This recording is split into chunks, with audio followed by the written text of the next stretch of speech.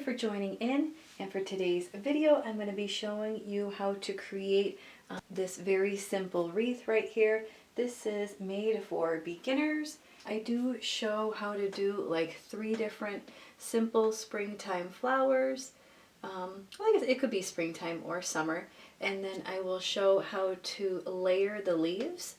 And again, everything is kept really simple, but yet it's still a little bit on the fuller side compared to the wispy brown ones. So again, this one is good for practice and beginners and layering, because that is very important with watercolor, is that even when you're working with your leaves, you have to allow for some drying time, and then you can come back and get that somewhat of a 3D effect with all your layers. And for brushes, I am using one right here on the table is the Princeton Neptune size 12.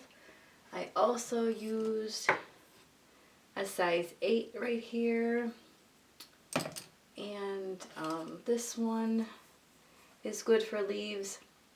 This was the cat's tongue one, and this one's a 1/2 inch from the same Neptune series. And then I think I used about one more, because this brush for me has a really nice point on it compared to my other ones.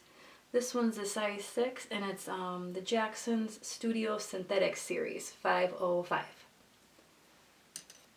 And if anyone's curious, the paints that I used were the Art Philosophy Tropical set here, and it's the Art Philosophy 8x8 watercolor paper as well.